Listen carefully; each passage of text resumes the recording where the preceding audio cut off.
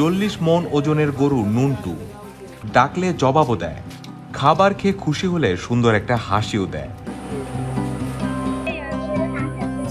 আর তার প্রিয় খাবার হলো চা, বিস্কুট এবং কোল্ড ড্রিঙ্কস।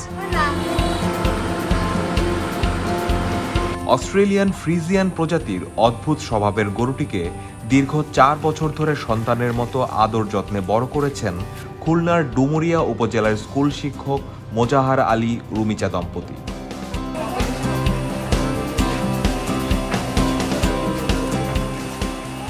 এখন ওয়ালটন ফ্রিজ কিনে অনেকের মতো আপনিও হয়ে যেতে পারেন মিলেনিয়ার। সেরা পণ্যের সেরা অফার, ওয়ালটন মিলেনিয়ার।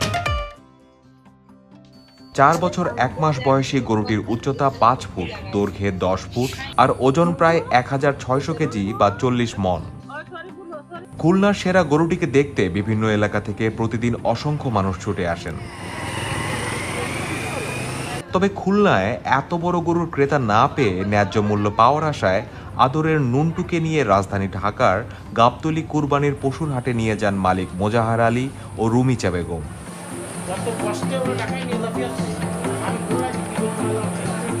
এর আগে যত গরু পুষেছি আমি গাভীন অবস্থায় অথবা বাচ্চা হলে বিক্রি করে দিয়েছি।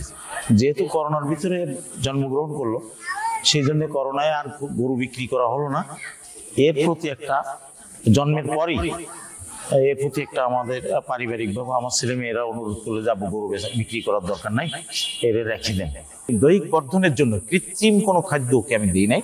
স্রেফ গমের ভুসিটা হলো ওর প্রধান খাদ্য, আর হলো কাঁচা ঘাস, আর এর সাথে সামান্য যুক্ত আছে ভুট্টার আটা, সয়াবিন ফুল, দেশি কুড়ো আর চা বিস্কুট। আমার ছেলে মেয়েরা যখন চা বিস্কুট খায় তখন ও আমার ছেলে মেয়েরা যা খায় ওকে দিয়ে খায়।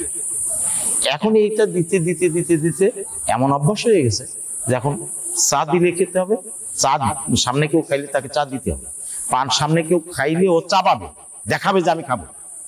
ওর মুখে না দেওয়া পর্যন্ত ও স্থির হয় না, তাকে পান দিতেই হবে। আর বিস্কুট, স্প্রাইট একেবারে বোতল ধরে ওর গালের ভিতরে সম্পূর্ণ শেষ না করে বোতল ছাড়ে না।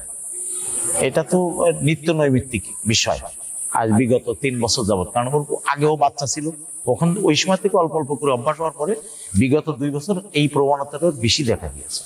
আমার খুলনা ডিস্ট্রিক্টে আমার দুঃখ হলো তাই যে খুলনা ডিস্ট্রিক্টে ইভেন খুলনা বিভাগে আমার গরুটা ন্যায্য মূল্যের দরকার নেই, আমাকে লস করাই দিয়ে যাক, কিন্তু কেউ এসে বললো না যে ভাই গরুটা আমার খুব পছন্দ হয়েছে, আপনি দেন 10 লাখ টাকা আপনার দাবি, আমি 9 লাখ টাকা দিচ্ছি, এরকম কথা কেউ বললে আমি গরুটা দিয়ে দিতাম। কাছাকাছি কোরবানি আর কষ্ট কম। আমি এইটা চিন্তা করে যে ঢাকায় নিতে গেলেও যে কি পরিমাণ শারীরিক ধকল দাবি, এই ধকলটা আমি ওকে দিতে চাইছিলাম না, কারণ ছেলে মেয়ের মতো যত্ন করি তো, আমি চাই না যে ও কষ্ট পাক, কিন্তু সেই কষ্টই ওর কপালে বেঁধে গেল, ঢাকায় ওকে নিয়ে যেতেই হচ্ছে। আর আমার যদি অ্যাবিলিটি থাকতো তা আমি তো আসলেও আদৌ আমি বিক্রি করতাম না। আমি আমার বাড়িঘরের অবস্থা দেখেছি, আমার 3টে ছেলে মেয়ে লেখাপড়া করে, অ্যাবিলিটি অনেক কম, আমি না অনেক দিনাদায়ী, তাই আমার ওকে বিক্রি করতে হচ্ছে। তাহলে আমি নিজেই শখের গরু, যত্নের গরু, ভালোবাসার গরু আমি নিজেই কোরবানি দিয়ে দিতাম। সকলের আদরের নুনটু বড় হলে গত 2 বছর আগে থেকে ওকে গলায় দড়ি দিয়ে আটকে রাখা হয়।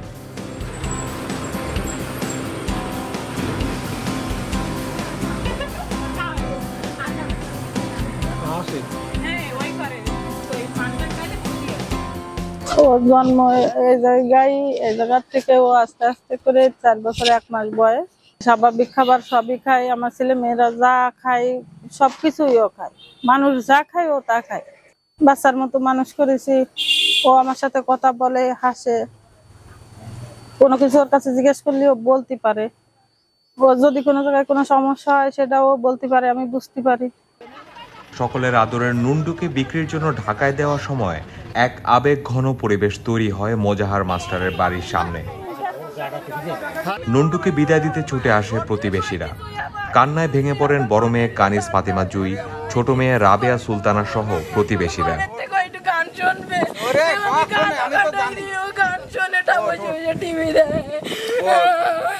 ও আমাদের পরিবারের বাইরে অবশ্যই না, আমরা ওরে সেভাবে কোনোদিন দেখিনি, আর এখনো চলে যাবে, খারাপ লাগছে। মনে হচ্ছে কলিজার অর্ধেক কাটে দিয়ে দিচ্ছে। কালকে তো খুব কান্নাকাটি করতেছে, আর ওই কোলের পরে মাথা রাইয়া ঘুমাচ্ছে আর কান্নাকাটি করতেছে। এই জন্য আমারও খুব মন খারাপ হয়ে গেছে।